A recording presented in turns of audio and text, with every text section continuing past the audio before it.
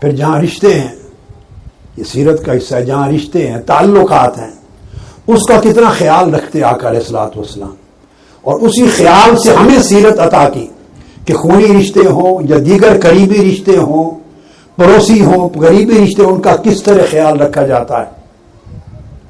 ابو طفیل روایت کرتے ہیں، یہ سنن ابی داؤد کی حدیث ہے، سنن ابی داؤد میں وہ روایت کرتے ہیں کہ میں نے خود دیکھا کہ آقا علیہ الصلوۃ والسلام جعرانہ کے مقام پر، یہ بھی غزوہ حنین سے واپس پلٹے ہیں، جعرانہ کے مقام پر آپ گوشت تقسیم فرما رہے تھے، میں نے دیکھا۔ فرماتے اذ اقبلت امرأۃ حتی دنت الی النبی صلی اللہ علیہ وسلم، ہم دیکھ رہے تھے ایک خاتون آئی، بوڑھی خاتون آقا علیہ السلام کے قریب ہوئی اور قریب آ کے بیٹھ گئی، ہمیں نہیں معلوم یہ کون ہے۔ فباسط لها رداءہ، آقا علیہ السلام نے اپنی کملی بچھا دی اس کی، اس خاتون کے لیے کملی بچھا دی۔ فجلست علیہ، اور وہ آقا علیہ السلام کی چادر پہ بیٹھ گئی۔ فقلت من ہی، حضرت ابو طفیل فرماتے ہیں میں نے پوچھا یہ کون ہے خاتون؟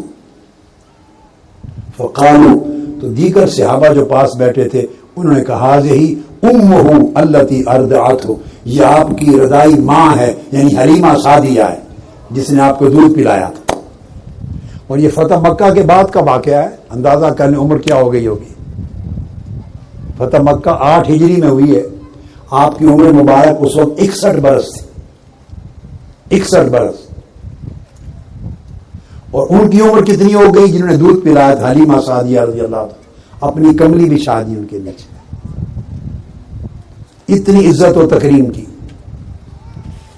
پھر حدیث میں آتا ہے، یہ بھی سنن ابی داؤد میں سیاستہ میں حدیث ہے، کتاب الادب کے اندر صحابہ بیان کرتے ہیں کہ آقا علیہ السلام ایک روز تشریف فرما تھے، اس دوران ان کے رضائی والد آئے، حضرت حارث، حضرت حلیمہ سعدیہ کے شوہر، وہ آئے۔ آقا علیہ السلام نے ان کے لیے اکراماً اپنی چادر بچھا دی۔ فقعد علیہ، وہ اس پر بیٹھ گئے۔ ثم اقبلت امہ، پھر آپ کی والدہ آ گئی، رضائی والدہ حضرت حلیمہ سعدیہ، آقا علیہ السلام نے ان کو بھی اپنی چادر کا گچھا بچھا دیا۔ فجلست علیہ، وہ بھی اس پر بیٹھ گئی۔ ثم اقبل اخوہ من الرضاعہ، پھر آپ کا رضائی بھائی آیا جو ان کا بیٹا تھا، آقا علیہ السلام کے ساتھ مل کے دودھ پیا تھا۔ فقام لہ رسول اللہ فاجلسہ بین یدیہ، پھر چادر نہیں بچی تھی، اس کے لیے آقا علیہ السلام کھڑے ہو گئے، کھڑے ہو کے اپنے سامنے بٹھا لیے، پھر ان سے گفتگو کی۔ پھر حضرت حلیمہ سعدیہ میں ایک حدیث میں آتا ہے، ان سے احوال آقا علیہ السلام نے پوچھے۔ یہ پہلے کا واقعہ ہے، حضرت خدیجہ الکبریٰ رضی اللہ تعالیٰ عنہ بھی حیات تھی، شادی ہو چکی تھی، یہ اب اس سے پہلے کا واقعہ ہے۔ فرماتے ہیں کہ اس زمانے میں حضرت خدیجہ الکبریٰ رضی اللہ تعالیٰ عنہ کی حیات میں ابھی ہجرت نہیں فرمائی تھی، تو حضرت حلیمہ سعدیہ آئیں، آپ ان کے حال احوال پوچھتے رہے، انہوں نے بتایا بڑی افلاس ہے، حالات اس طرح کے ہیں۔ آقا علیہ السلام نے ان کو رخصت کرتے ہوئے 40 بکریاں اور اونٹ لاد کے غلے کا دیا، ایک ملاقات، 40 بکریاں اور غلے کا اونٹ لاد کر دیا۔ اور محمد بن منکدر ایک جلیل القدر تابعی روایت کرتے ہیں، صحابہ کہتے ہیں ہم بیٹھے تھے، خاتون آئی، فلما دخلت علی قال امی امی وعمل الى ردائہ فبسطہ لها فقعدت علی، ایک خاتون آئی، آقا علیہ السلام دیکھتے ہی اٹھے، فرمایا میری ماں، میری امی جان، میری امی جان، پھر اپنی چادر بچھا دی، وہ چادر کے اوپر بیٹھ گئے۔ یہ تکریم تھی دوسروں کی، رشتوں کی تکریم۔ اور یہ تو والدہ کی بات ہے، والد کی بات ہے، بھائی کی۔ آگے سنیے، جب غزوہ حنین ہوا اور آقا علیہ السلام اور صحابہ کرام فتح یاب ہوئے، اور وہ اس غزوہ سے بعد میں جو قبائل تھے، حضرت حلیمہ سعدیہ کا قبیلہ بھی انہی میں تھا، ان قبائل کے لوگ جنگی قیدی بن گئے۔ اس قبیلے کے لوگ آقا علیہ السلام کی بارگاہ میں آ گئے، جو حوازن کا وفد، قبیلہ حوازن کا وفد آ گیا اور کہا کہ یا رسول اللہ ہمارے مال بھی یعنی جنگ کے نتیجے میں آپ کے لوگ لے آئے ہیں اور ہماری عورتیں بھی قیدی بن گئی ہیں۔ آقا علیہ السلام نے فرمایا چن لو، کیا لینا ہے؟ انہوں نے کہا کہ ہماری جو قیدی عورتیں ہیں فیملیز واپس کر دیں. آقا علیہ السلام نے فرمایا، اب یہ حدیث ہے امام نسائی نے سنن کتاب الہبہ میں روایت کی. آپ نے فرمایا دیکھو جو تو میرے حصے میں یا قبیلہ بنو ہاشم کے حصے میں آئے ہیں وہ میں نے سارے آزاد کر دی فیملی، وہ تمہیں دے دیے جو میرے حصے میں ہیں اور بنو ہاشم کے حصے میں ہیں آزاد.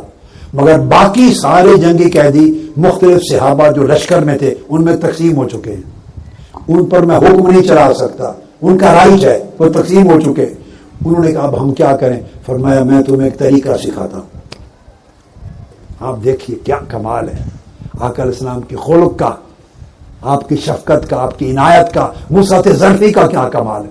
فرمایا جو بنو ہاشم اور ہمارے حصے میں ہیں سب آزاد، جو باقی سب صحابہ کے پاس ہیں ان کے لیے طریقہ یہ ہے کہ نماز ظہر جب ہم پڑھیں گے تو تم نماز ظہر کے بعد کھڑے ہو جانا.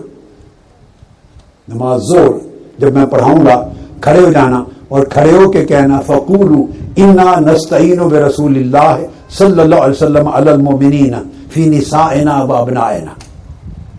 یہ سنن نسائی کی حدیث ہے جو بتا رہا ہوں. تم کھڑے ہو کے کہنا کہ ہم رسول پاک صلی اللہ علیہ وسلم سے مدد مانگتے ہیں اپنی اولادوں اور اپنی فیملیز کے حوالے سے کہ آزاد کر دیا جائے. تم اس طرح پکارنا، سب کے سامنے کھڑے ہو جانا اور کہنا یا رسول اللہ ہم آپ کی مدد مانگتے ہیں ہماری فیملیز کو آزاد کر دیا جائے. بس اس کے بعد دیکھتے ہیں کیا ہوتا ہے. ان کو یہ بات سکھائی، پھر نماز پڑھی. نماز کے بعد وہ کھڑے ہو گئے، انہوں نے کہا یا رسول اللہ ہم آپ کی مدد مانگتے ہیں ہماری فیملیز بچے بیویاں آزاد ہو جائیں. آقا علیہ السلام نے سب صحابہ کرام کے سامنے فرمایا میرے اور خاندان عبد المطلب کے حصے میں جتنے قیدی آئے ہیں سب آزاد کر دیے میں نے آزاد کر دیے. وہ تمہارے ہو گئے لے جاؤ، مگر باقیوں پر میں حکم نہیں چلاتا.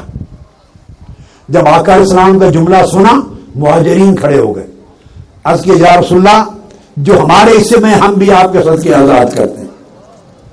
اس کے بعد انصار کھڑے ہو گئے، انصار نے کہا یا رسول اللہ جو ہمارے حصے میں وہ بھی سارے آزاد کرتے ہیں. ان کی ساری فیملیز کو آزاد کر دی. سٹل اب آگے دلچسپ حصہ ہے. سب کچھ ہو گیا. کئی عرب لوگ ایسے تھے جو فتح مکہ کے بعد داخل ہوئے تھے. بات کو سمجھ گیا نا. انصار وہ تھے جو مدینہ پاک کے ساتھ آئے تھے، مہاجرین وہ تھے جو مکہ سے ہجرت کر کے مدینہ پاک گئے تھے. یہ تو قربانیاں دینے والے لوگ تھے جنہوں نے عمر بھر قربانیاں دی تھی. انہوں نے تو آقا علیہ السلام کا فرمان سنا اور تو سب آزاد کر دیے قبیلے. اب وہ لوگ رہ گئے.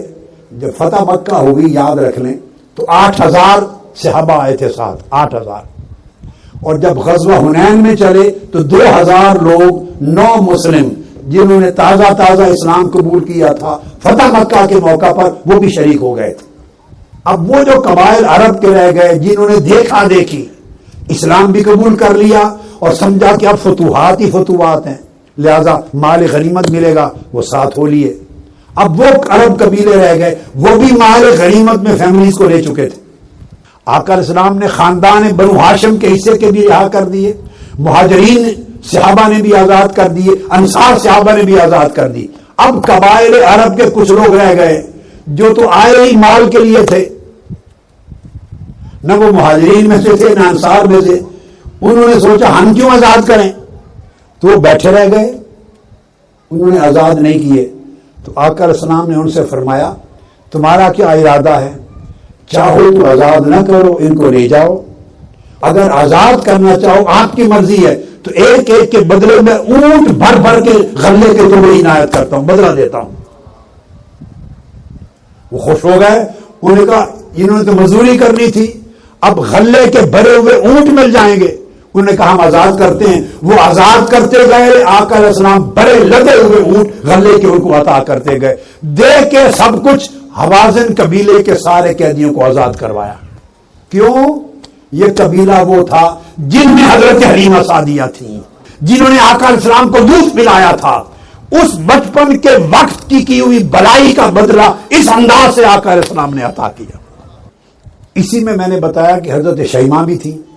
جب آزاد کر دیے گئے سب قیدی تو حضرت شیمہ نے بعض صحابہ سے کہا میں حضور علیہ السلام کی بہن ہوں. وہ حیران ہو گئے, یہ حضور علیہ السلام کی بہن ہے, یہ کیا دعویٰ کر رہی ہے؟ اس نے کہا میں رضائی بہن ہوں, ہم نے مل کے دودھ پیا ہے. وہ آقا علیہ السلام کی بارگاہ میں لے آئے اور کہا یا رسول اللہ یہ ایک خاتون آئی ہے, یہ کہتی ہے میں حضور علیہ السلام کی بہن ہوں, مل کے دودھ پیا ہے. فرمایا شیما, وہی بچپن میں آقا کو انگلی پکڑ کے کھلایا کرتی تھی, وہی پہاڑوں اور وادیوں میں لے جایا کرتی تھی, وہی سلایا کرتی تھی. فرمایا شیما آئی ہے, بلا لیا اندر, فرمایا لے آؤ. آقا علیہ السلام نے اس کو دیکھا, فلما رآہا رحب بہا وبسط لہا رداء, اس کے لیے چادر بچھا دی, اسی وقت چادر بچھا دی, استقبال کیا. پوچھا شیما کیسے آئی ہو؟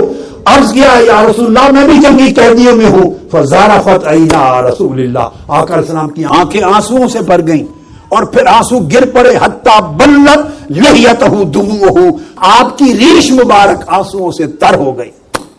آپ کو بچپن کا منظر یاد آ گیا. یہ وہ شیما ہے جو بچپن میں مجھے لے جاتی اور پہاڑوں وادیوں میں کھلاتی تھی, جو مجھے رات کو سلاتی تھی, مجھے کھلاتی پلاتی تھی, آج قیدی بن کے آئی ہے. وہ منظر یاد کر کے رونے لگ گئے, ریش مبارک تر ہو گئی. صحابہ کرام نے پوچھا یا رسول اللہ تب کی, یا رسول اللہ آپ رو رہے ہیں؟ قال نعم لرحمتہا, مجھے اس پہ رحم آ گیا ہے, میری بہن شیما پر, اور جو اس پر بیتا رحم آ گیا. آقا علیہ السلام نے فرمایا شیما تمہاری مرضی ہے, چاہو تو میرے ساتھ چلو, میں بڑی عزت و تکریم کی زندگی کا بندوبست کر دوں, چاہو تو واپس اپنے قبیلے کی طرف جاؤ, جیسے خوشی ہو. حضرت شیما نے کہا یا رسول اللہ مجھے اپنے قبیلے کی طرف واپس بھیج دیں. فرمایا جائیں, اجازت ہے. وہ کھڑی ہو گئی, عرض کی یا رسول اللہ میں آپ کی بہن ہوں, میں آپ کی بہن ہوں, میں اکیلی آزاد ہو کے نہیں جاؤں گی, میرے قبیلے کے 6000 قیدی آپ کے خیموں میں, 6000 قیدی, ان کو بھی آزاد کرو.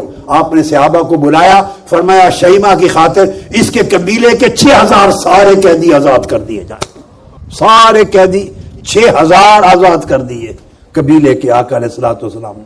قام لها قائما وبسط لها رداءه واجلسها عليه ودمعت عيناه ثم قال لها سلی توتا وشفعی تشفعی, اے شیما جو تو کہہ بات قبول کی جائے گی, جس کی سفارش کر وہ سفارش قبول کی جائے گی. اس نے کہا 6000 قیدی آزاد کر دیں. فرمایا سارے قیدی آزاد ہیں, ان کو لے کے روانہ کر دی. تو آقا علیہ الصلوۃ والسلام کی سیرت طیبہ کا یہ ایک ایسا پہلو ہے جس میں یہ شفقت, یہ نرمی, یہ حیا, یہ لحاظ, یہ سخاوت, یہ لطف, یہ کرم جو رویوں کو درست کر دیتا, انسان کو انسان بناتا. جب انسانیت نہیں ہے تو کوئی مذہب نہیں ہے. دین اور مذہب بعد میں ہے, انسانیت پہلے ہے. جس مذہب کا لبادہ اوڑھ کے ہم انسانیت کو ختم کر دیں, انسانیت کی تکریم ختم ہو جائے, باہمی رشتوں کا لحاظ ختم ہو جائے اور ہمارا حیا بے حیائی میں بدل جائے, تو کون سا دین اور کون سا مذہب اور کون سی دعوت و تبلیغ.